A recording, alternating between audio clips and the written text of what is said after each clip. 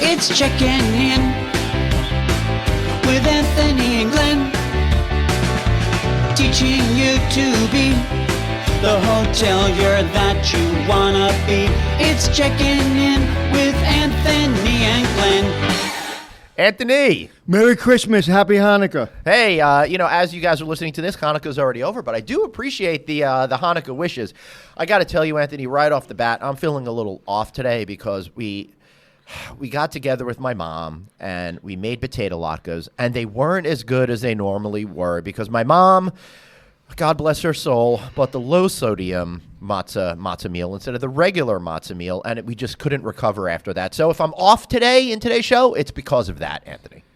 You know what? If I would have known that was the case, I would have canceled today and just said, let's do it another right? day. I mean, tragedies like that you can't recover from very easily. It's really difficult. I'm working on it though. There's a lot of sympathy going around the house, and I think what I need to do is just try to make some new potato latkes this weekend. Let me ask you a question. Yeah.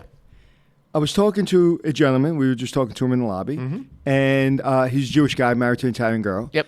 And we were talking about my going up on ladders, that old guys like us shouldn't go up on ladders. And he goes, I just hung my Christmas lights. And I go, oh, you're a Jewish guy, right? And he goes, yeah. And he goes, I've been waiting to hang Christmas lights my whole life. That's why I married an Italian girl. So when you were a kid and you saw all the Christmas lights and all the glamour of Christmas, as a Jewish kid, did you have envy? No. You didn't? No. Why? Because you thought you were better than me? Didn't think it, knew it. Okay. We are the chosen people. You know there's two types of people, right? Italians and people that want to be Italian. Well, that's very true. But as we've discussed on previous episodes of Checking In, when you're on Long Island, the Jews and Italians are the same exact thing, except for the Jesus thing and maybe the Christmas lights. And the Jesus thing sometimes is negotiable. Right? But seriously, I challenge anybody to find the difference between a Jewish grandmother and an Italian grandmother. Eat. That's all I'm saying. Right, exactly. Exactly. No, because I have a really good line, but it's too early in the morning. It's all right. But there's no more magical time of year than Christmas in New York City. I can't get enough of it, man. I was just driving in New York City yesterday, and I'm seeing the lights and all the tourists in Rockefeller Center, and I just love it. I just love New York in December. I just love it. And it's so much fun to see all of the Christmas stuff come together. And I must say, even though it's not my religion, I'm not even a religious guy. I always consider myself more culturally Jewish than religiously Jewish. But the Christmas season, it's the quintessential American holiday in the sense of I love the pomp and circumstance around it. I love all the decorations. I love how that sense of warmness that happens during this time of year. Did you see the show on ABC right now? It's about Christmas lights, like who has the best Christmas lights in the country.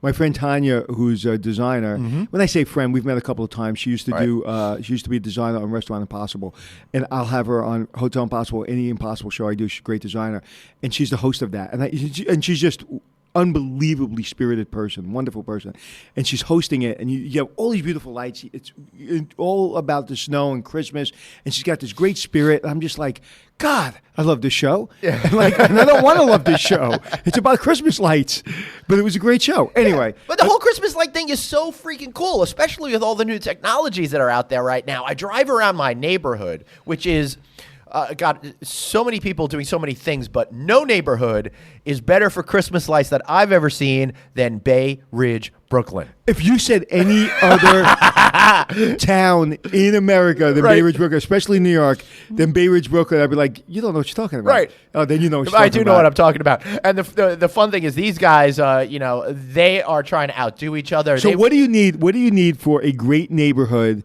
of Christmas lights? What are the two components you need? I think a lot of extra generators. Nope. You need Italians with money. Right.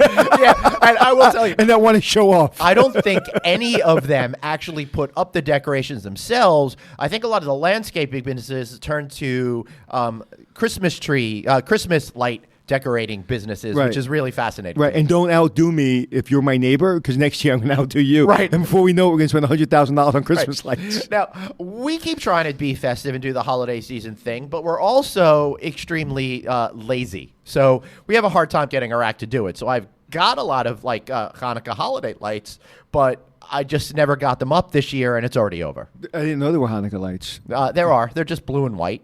You know? First year in 25 years, I haven't put up Christmas lights.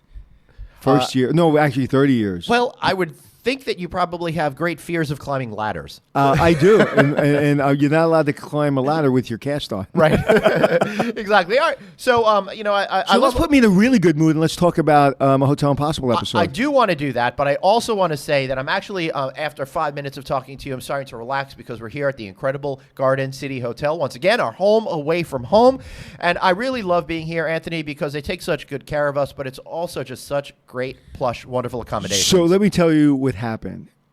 A couple of weeks ago, I started coming in early when we do this podcast, and I started having a nice leisurely breakfast, right, which I really enjoy. And then after the podcast, me and Glenn go down to the beautiful bar, and we have a nice leisurely drink.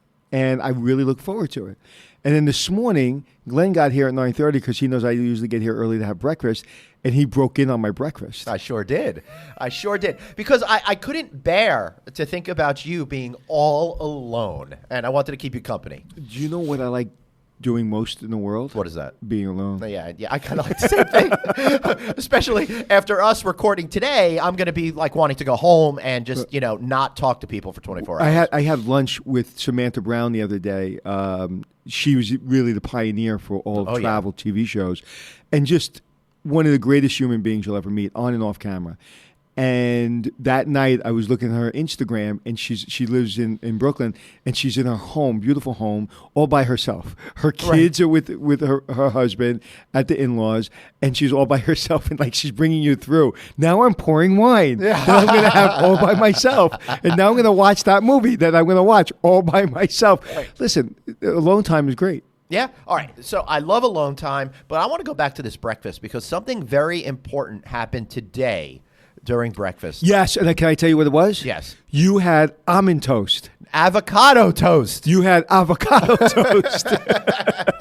I don't know why I said almond toast. I don't know either. What is this thing? Next big craze. What's this thing with avocado toast? I'm not exactly sure, but I put up a post on Facebook a couple of weeks ago saying I've never had avocado toast before. I did it in like a confessional format. And, a lot of people are like, you got to try it. It's the best thing ever. But then a lot of people are like, oh, those damn millennials, right? Because for creating it. I thought it was good. I thought it was fun. I'm like, I don't know if I needed it in my life. Maybe what happened, and the avocado toast was good, and I enjoyed eating it here at the Garden City Hotel, and they did a great job. But I'm thinking that they've gotten too much publicity with the avocado toast. I mean, the avocado toast itself, not the Garden City Hotel. And I think maybe my expectations for it were built up a little too much for me. Well, you never need anything but water, so you don't really need avocado toast. But it's like marketing. Like a friend of mine, Carla, who I love to death, she does very well in business. And the other day we were in a podcast that I was doing for extraordinary podcasts that I do. And she had a very expensive bag. I said, was it like $900? And she looked at me like, how dare you? It was a $4,000 bag. Holy crap. And it was Chanel. So and it looked like every other bag, red bag. It was nice, but whatever. But you're paying for the name Chanel. So you're paying for the name avocado. Right. Yeah, I think so.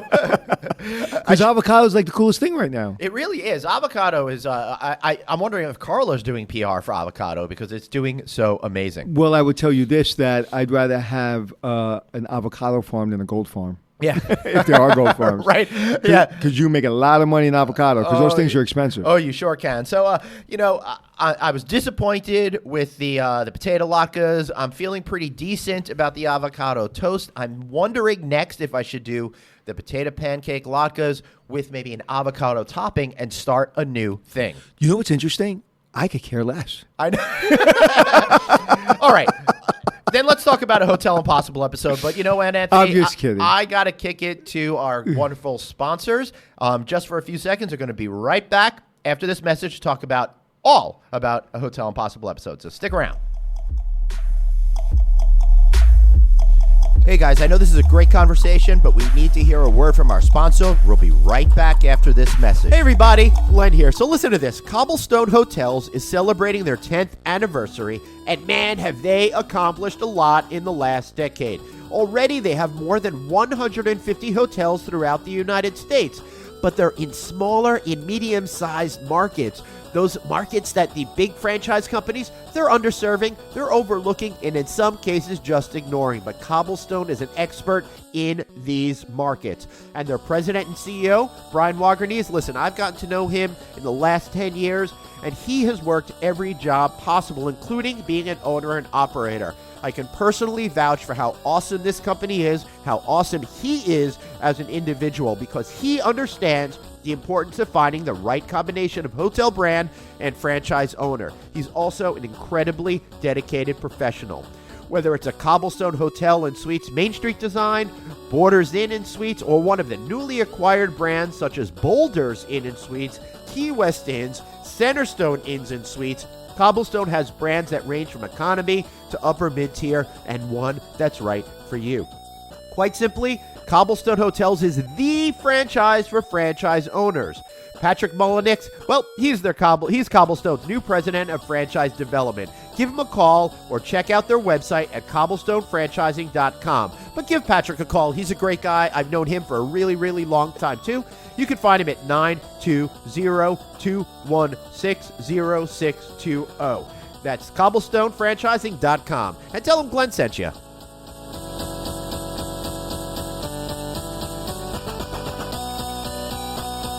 And we're back. So, Anthony, you know, I love the fact that from time to time we get to talk about a Hotel Impossible episode. And I thought that, you know, I found one from the 5th season, episode 14. It's called The Big Sleazy, where you go down to the Empress Hotel in the Treme district of New Orleans. And though I've seen most of the episodes of the series, I watched it the other day just to get kind of a refresher course of it, so we would have a great time to talk about it. And boy, what interesting people you ran into there.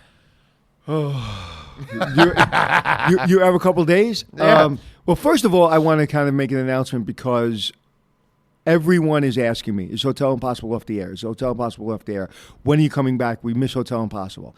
We've done 9 seasons, 108 shows. We have 3 spinoffs. Hotel Impossible is not in production. However, yes, we are working on a show that hopefully will get greenlit today. The producer's out in California, and hopefully we'll get greenlit today. I don't know if it will, but we're working on several shows. So Hotel Impossible may come back in another form on another network. It may come back on Travel Channel, which I sincerely doubt, because they are a ghost channel right now. It's mostly about mysteries and ghosts. Yeah, that's a weird thing. You were telling me that the other day, and then I went and I checked it out, and they changed the logo, they changed the spelling of it, Right. And it's all. And listen, Zach Baggis has been on Travel Channel for a long time. He's been very successful, and his viewers come for him. They don't really come for everybody else.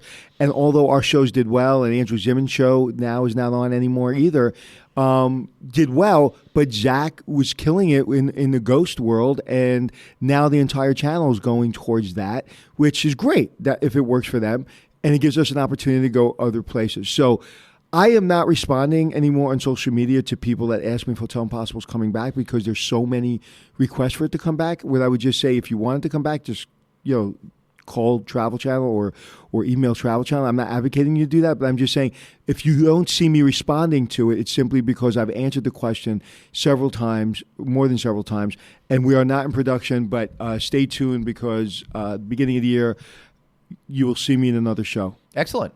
Well, I really hope it comes together for you. It'll be exciting, and hopefully, you'll still have time for me, Anthony. I will always have time for you, my friend. I'm still a busy little man. You sure are. All right, so let's get back to the topic of today, and that is the Empress Hotel in New Orleans. The thing that struck me most is this hotel almost had pride in being the shittiest hotel in the entire city. Not pride. I would say, I don't even know what the word is. I wish I can come up with a word. I wouldn't say they were proud of being no, you know what? You're right. No, you're right. I couldn't find another word because you're right. Because I kept on coming back to she was like, no, this is what we are. This is who we are. We're not the Hilton. This is who you know what? I never thought about that, but she was proud of being a dump. Yeah, Anthony, do you know how much a towel costs? Yes, I do. and my line was, then don't be in the hotel business. Right. So what happened was that was the day that our original director that came from our first show at Gurney's, right? He came back to the 5th season because our other director who brought us through the first 4 or 5 seasons had left. And Bill now is back on the show. He was working more in the office. And I'll never forget it as long as I live because I was a little nervous because new director. Yeah, of course. And this director is a little bit less rigid, and he just wants you to, run and gun. So we get there, and all of a sudden, I'm walking into the hotel, and there's 3 kids are walking out. And I said to them, hey, I'm Anthony. I do a show called Hotel Impossible. You mind talking to me? Right. Not set up, nothing. And they were like, 21, 22, like just happy to have shelter while drinking on Bourbon Street. Right. And I said, will you talk to me? He said, yes. And I said, so tell me about the place. They're like, oh, we love New Orleans, but we'll never come back here. They charge you for your key. So they charge you $10 for your key, and you get it back when you give the key back. Then every single time you leave the hotel, you have to leave your key at the front desk. And then they charge you for towels. I mean, it's just a ridiculous thing. So immediately you started to realize that this place is crazy. And then they charge you $11 extra for a blow-up mattress, but they've already charged you for 3 people. Right. This is great. They thought they were getting 2 rooms when they checked in, but what it actually was explained to them is that 2 people could sleep on the bed, so they charged each person $44 a night to sleep in the bed together. Right. And if you slept in the bed by yourself, it's $44. Right. And you couldn't just sneak him in because you have to register and pay for all guests that come into the building. Right. It was truly like the Gestapo. It was crazy. It wasn't just crazy. I think the best line that you had in the entire show was, I'm a hotel expert, not a crack house expert. I appreciate it. You like that. Thank you. No, I loved it. So, as you can see, I'm still laughing about it. I walk into the front desk, and all of a sudden, the reason you're laughing and I'm not is because it was so painful. You lived it because you were dealing with these poor housekeepers, these women that are on their hands and knees scrubbing the floor, and it was so demeaning and insulting to them. Hotel Impossible is about life. It's not about hotel business. And I walk in, and these young ladies have aprons on at the front desk.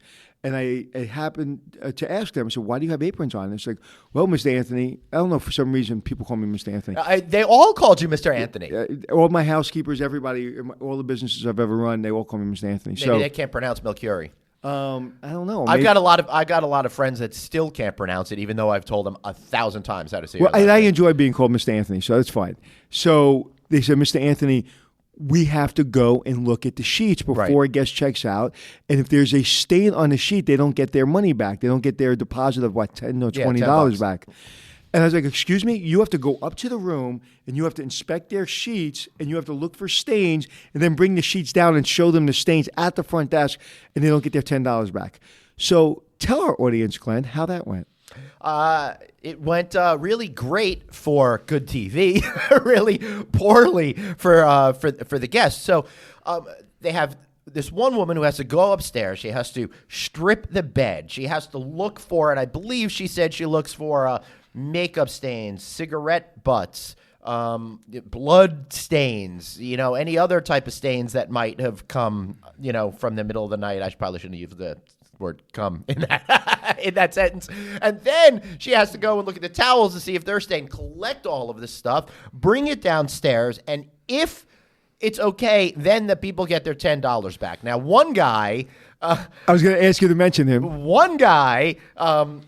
they're like, you see this little tiny stain here on the towel? I can't give you your $10 back. And he's like, but the stain was on there. And this poor woman who was caught between a rock and a hard place, which became, you understood the reason later. She's like, well, I didn't know.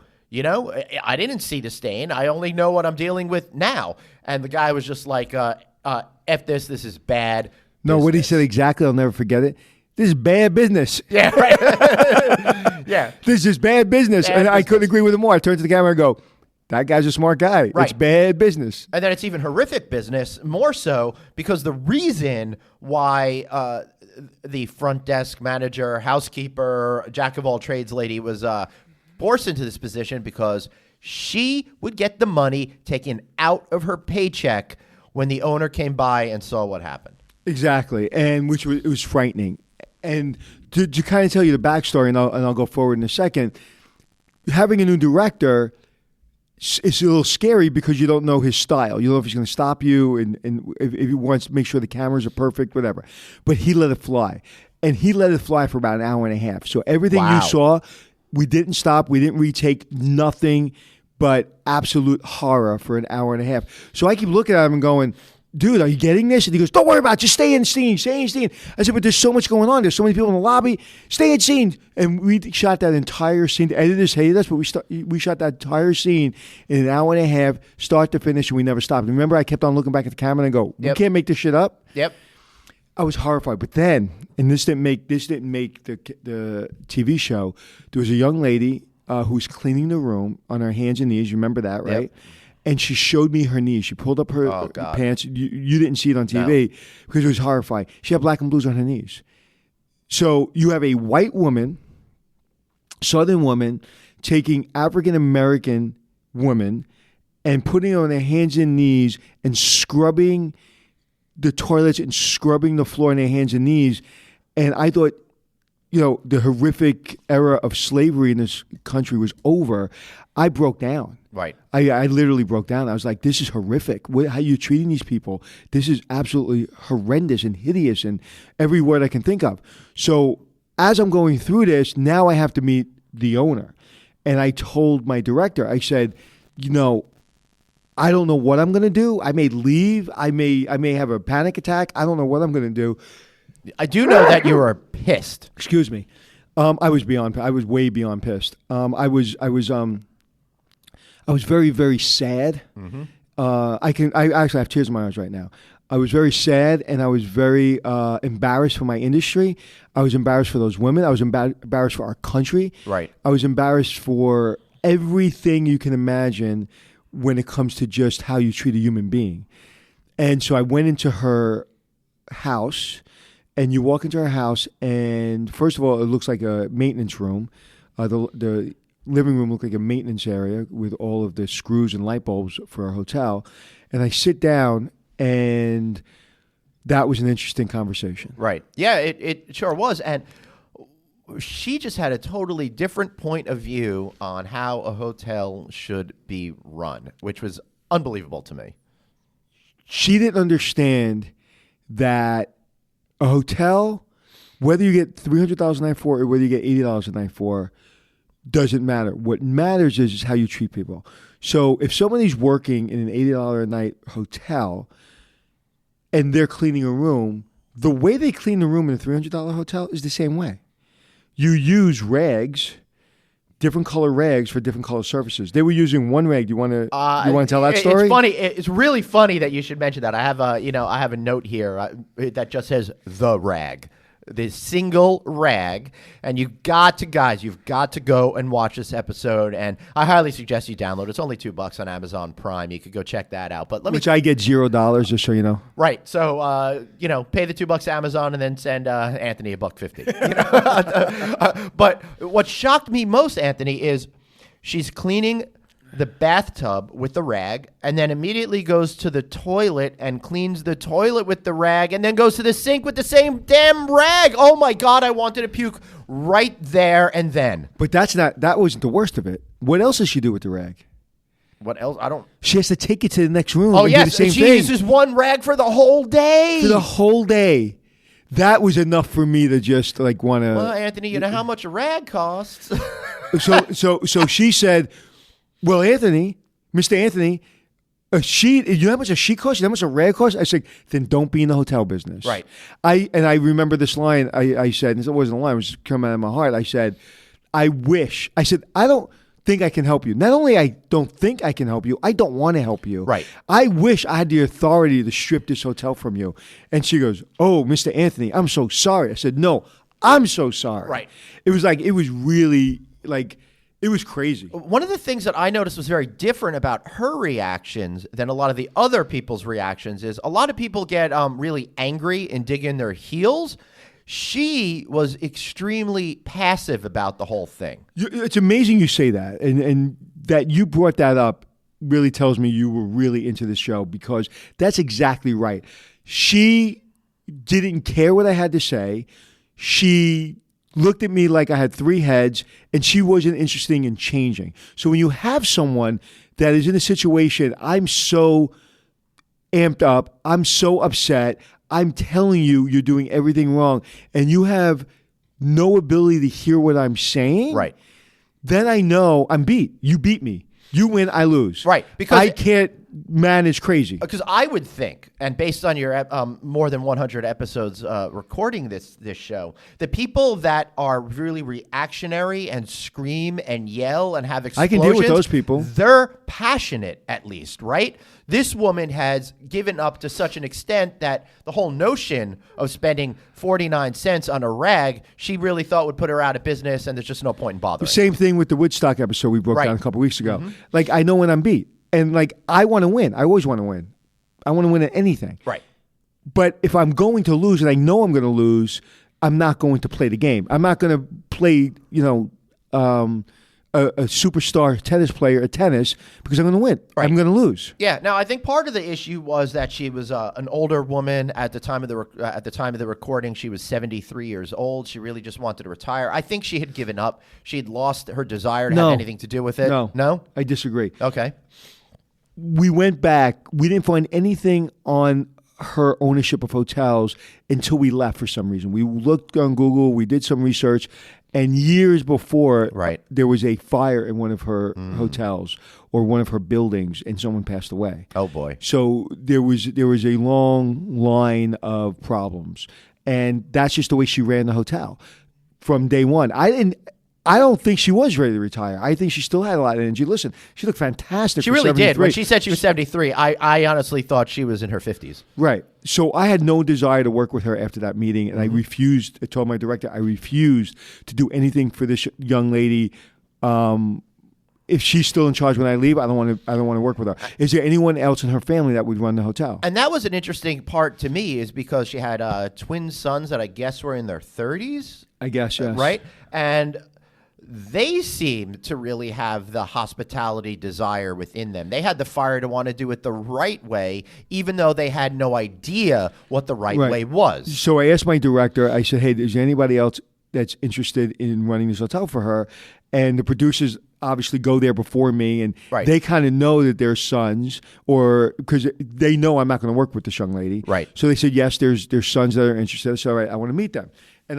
And of all the shows I've done, all the scenes I've done in thousands and thousands and thousands of hours and scenes, I remember this moment because I was so nervous.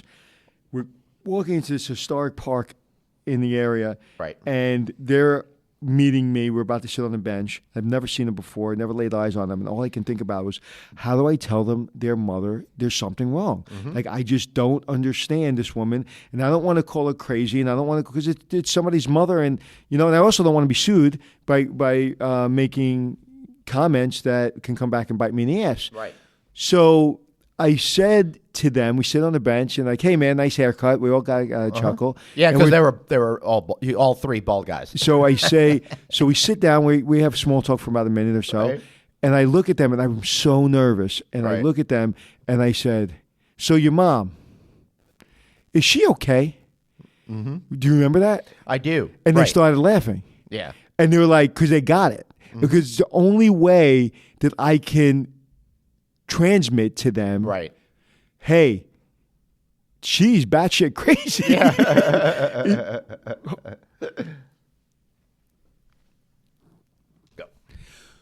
So not only turning around hotels and helping people, but you're trying to do it in a genuine way without insulting people. So people say, Anthony, you're so intense. You say some really intense things.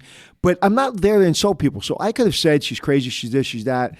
But I wasn't interested in that. I was interested in seeing if they understood. So by my asking them, is she okay? and them laughing and saying, well, she's a little different, I immediately know, okay, like they know. Yeah. They know what I know. Right. So now how do we wrestle control of this hotel away from her? And that really became the challenge of it, because while she was saying she wanted out and she didn't really want out, I think she just wanted to go back to her way of life. Exactly. And she didn't think her sons could do it. Her sons are 9 years old in her head, and they're helpless, and they look pretty, interesting, like they can do the job. Yeah. And so I started working on a plan to get the ownership into their hands. You didn't just do a plan. I don't know if I've ever seen you put more effort into something, at least on screen. I'm really glad you said that too, Glenn. You really, oh man, I love doing this with you because you really pay attention. We've never put more into a hotel. We renovated every single room. We renovated the lobby. We put in a reservation system. We gave them a directory. We did their new electric. We did everything. Dude, you did a 5-year plan on how they could go from being the worst hotel to a great hotel. But let me ask you a question. Why do you know that 5-year plan was real? Because that was a 5-year plan that I spent hours off camera working on. How did you know that was real and not just, hey, here's your 5-year plan? How? Because it was a legitimate 5-year plan that I struggled with, and I convinced them that they can do this. How did you know that was real? Well, first of all, I know you and I trust you, but more practically speaking, you could see the charts and stuff like that on the show. You guys went out of your way to film you educating these guys on how to actually run a hotel and what the plan was, and then you presented it all in front of the woman. But that scene on TV was a minute. In real life, that scene was like 2 hours. Right, of course. Yeah. And my director wanted to shoot me because I was like, dude, I got to talk to them. And I spoke to them for hours, probably 8 hours off camera, educating them. But thank you for understanding that show is real. And I put every ounce, and my team, my producers, director, everybody does an amazing job of trying to get it right. Because at the end of the day, I want to get it right. And the only way you can get it right is by doing it in real time. You can't kind of preload that. Like, I couldn't do a 5-year plan before I was there. Right. Because I didn't know I needed a 5-year plan. And I don't want to know I need a 5-year plan. Right. Yeah, I bet you don't like the idea of having to go and film an entire episode of a TV series and then go ahead and create something like that on top of it. What I want came true at the end of the show. Do you want to get to the end of the show yet? Yeah, I think it's time. Okay. At the end of the show, my job was to have these guys so riled up to be able to take over this hotel and have a plan. So they had a meeting between the sons and the mother, and I was in the room. And the 5-year plan was there. The charts were there. They spoke. Then I showed them the charts. And she said, so what's your plan? And the plan was, well, we'll take over. We'll give you $10,000 a month. And we will give you a check immediately unsigned. Within 24 hours, within you'll have 24 a check. hours, unsign the contract, and you just go away and and enjoy we'll your send life. you to any beach in the world that you want to go. Right, and you will have a great retirement. We got this. And we're going to put $250,000 in renovations into the hotel. And she looked in complete bewilderment and said, where are you going to get $250,000? And I said, don't you worry about that. Right. We got this. And then we looked at her, or I looked at her, and I said, what do you think? And they're like, do you think they can do this? I said, I absolutely think they can do this, but they can't do it under these circumstances. Right. They couldn't do it any worse than she was. Right, exactly. Well, with her thing was, hey, I'm paying my bills and I'm making a couple of dollars. That's all she cared about. Right. She didn't care if people were going to get hurt or whatever. And I'm just so you know, this hotel was literally taking in homeless people. I mean, right, 5 or 6 a night you said in the show. Right. Well, the young lady said 5 or 6 homeless people a night. So you have these young kids that are coming for wherever they're coming from. They're spending $100 a night and they're sleeping next to homeless people. Now, I'm all for having a homeless shelter. I'm all for helping the homeless. I will do anything to help the homeless people, and because one day I might be homeless, right? So there's nothing wrong with having a hotel that caters to homeless people, but you can't have a hotel that caters to homeless people and then market it as a nice hotel that caters to a tourist. Right. Two different people. Yeah, they absolutely are. I came away with that. You know, I thought it was really touching. I thought it was really inspiring. And I also thought it was a little disheartening in the coda at the end where they said she started to try to infiltrate her way back in. Right. I'm curious as to what happened in the years that followed after you renamed it the Heritage House Hotel. The last scene of the show, we have the Suns in the lobby. It's me and who else? I think that was it. It was in the scene. And the question was, will you allow us, meaning the Suns, to take over the hotel? So it's a big reveal. It's like, this is bigger than anything we were going to do. Will you give the control of your hotel to your sons? Now, the big thing was she didn't give control, what happened? Do you remember? If she didn't give control? Yeah. If she didn't give control, what happened? She would have just gone on. Nope. I take all the furniture back. Right, the mattresses and stuff. The mattresses, Nothing. The furniture. Right. We take everything. Because you didn't want to put good stuff into a crappy hotel. We take everything. It was like, if she says no, we take everything. So what was interesting was, as a producer of the show too, I'm worried about the big reveal, and I'm worried, like, I want the housekeepers in the room. Right. I want them to hear whether she's going to give them the hotel, give the sons the hotel or not. What I didn't know was the housekeepers were with my director outside in the alleyway looking on the monitor, and he was smart enough to get on his iPhone.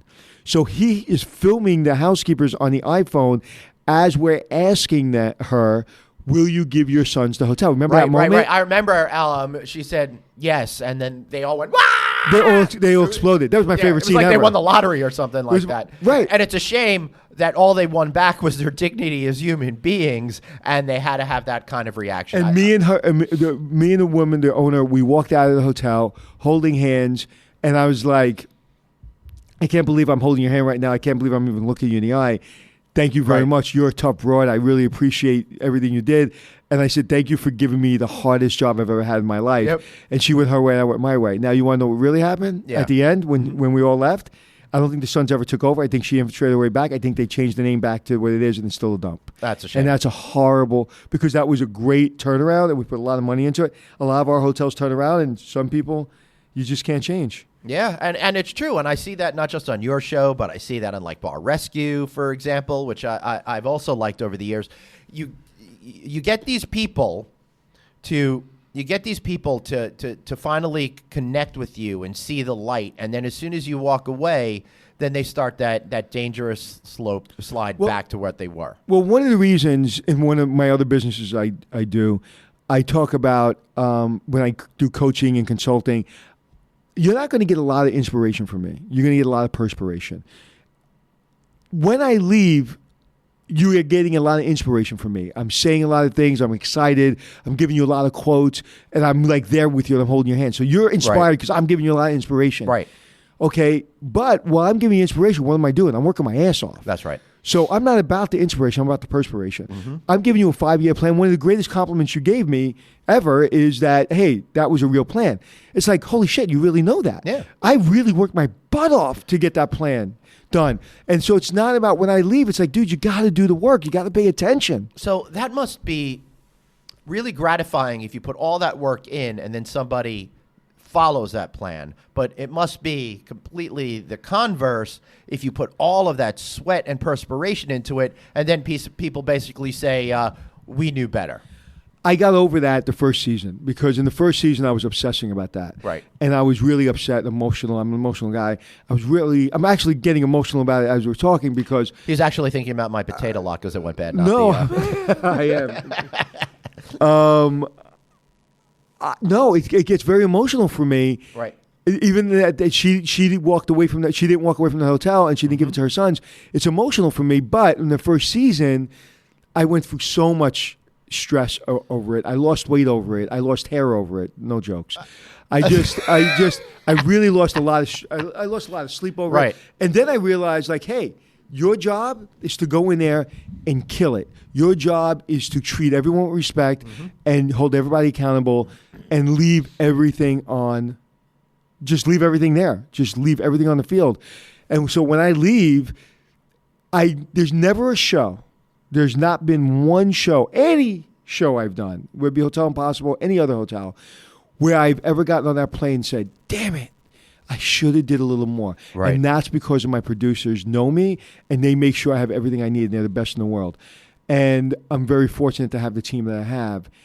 So when I get on that seat. And I'm very fortunate enough that they fly me first class. I get in my little business seat with my little peanuts and my little drink or whatever I'm doing, and I forget that hotel exists.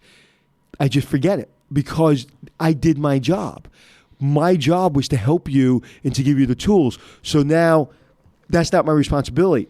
I was holding on to it, and it was killing me. So I have zero problems with people either doing it or not doing it. I have really big problems if me and my team don't do our job. Right. All right. I think that makes sense. Any final thoughts on the Big Sleazy episode of Hotel Impossible? Yes, and I'm going to be very unpopular when I say this, but I got to be honest with you. When I was a young manager, getting up early, going home late, I would always see people hosing down, watering down the sidewalks in New York, right, and scrubbing the sidewalks. And I always thought it was a waste of money, waste of water, waste of labor, because all the sidewalks in New York City at 9 o'clock in the morning are sparkling, right, especially in the commercial areas. In New Orleans, they're not. Right. The sidewalks are dirty. And I remember there was gum all over my shoes walking down the streets, and that bothered me. And I was like, right, I don't know. That when I think of New Orleans, I think of dirty sidewalks, and I don't know why. And everybody listening to this that loves New Orleans, I apologize. And I like New Orleans, and I love the people, greatest people in the world. But I don't know. I just being a 5-star guy and all about housekeeping. I want your sidewalks clean. Right. And I did learn something. I learned. You know what the second line is? You probably do. Yeah. Well, because I learned it when you explained that in the show. Okay, so explain it. Oh crap. So I was hoping you would do some of the talking. Okay, so the second line. Well, you got the first line in the parade, which is that first big band that comes through, right? And then that second line is an impromptu gathering of local musicians that kind of follow up and just kind of improvise. Really, which is the heartbeat of New Orleans, right? If you know New Orleans, it's like everybody just gets off their porch and they bring their instrument and they just play. And I didn't know that either until I got down there. And it was just great history and just great things.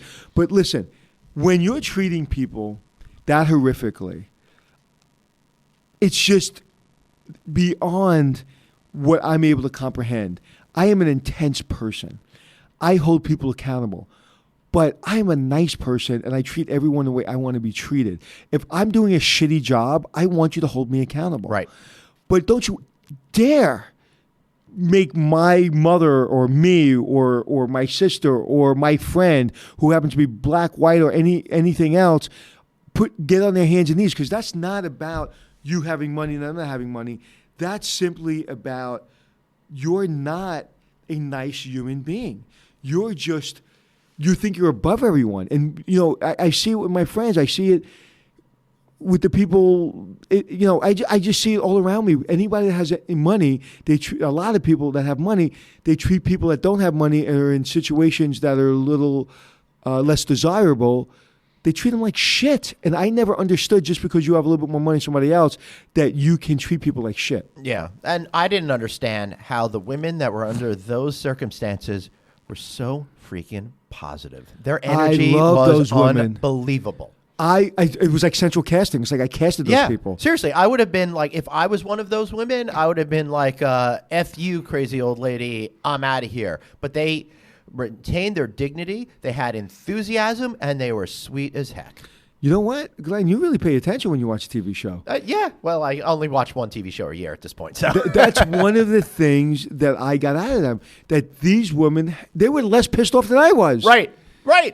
Yeah. It's just. But to put it in perspective, could you imagine there was a hotel in this country, in a A-list city, cleaning every single hotel room with one rag? I can't. It just makes me sick. And if they use another rag, the money comes out of their pocket. Right. They weren't allowed to use brooms. They had to scrub. Well, they weren't allowed. No mops were in the hotel. No mops, and they weren't allowed breaks. They had to. No, they were allowed breaks as long as you peed within 3 minutes or something like that. Right, they were allowed a pee break, but a lunch break they had to eat in a closet off the front desk that was disgusting, and they couldn't sit down. I mean, it was horrific. It was horrific. It was horrific every way you looked at it. Watch the show. Really interesting show. You really get to see a lot of the interpersonal dynamics between people and learn some good stuff about how to run the hospitality business. So, Anthony, tell me something I don't know. I met a gentleman named Joe, and he is the new owner of Mountain Creek Resort here on the East Coast in New Jersey.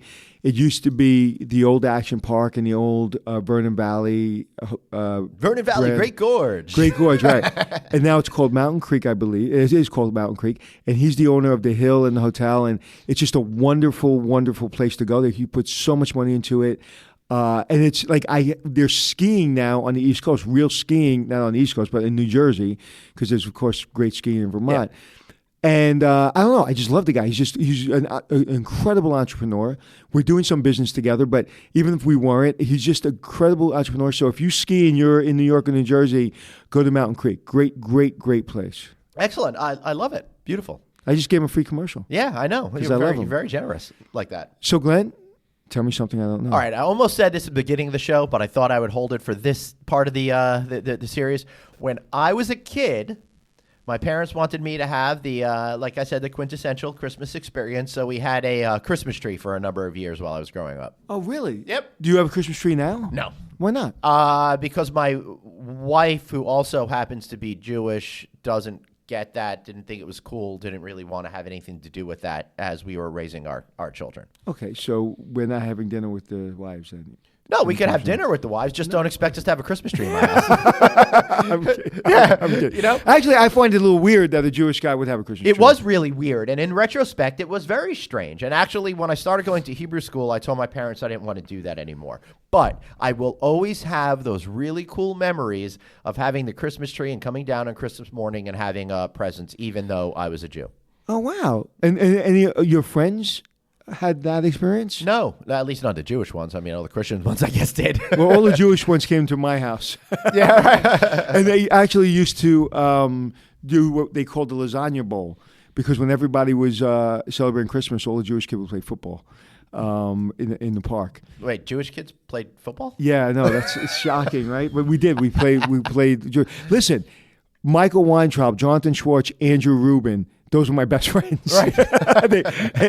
and Jonathan Schwartz and Andrew Rubin are still my best friends. Right. So if you're going to take anything away from this show, can't underscore it enough. Jews and Italians. Same people. Same people, except for the Jesus factor. Anthony, how can we find No, that's not true. The Jews get the Italians out of jail, and the Italians build your house.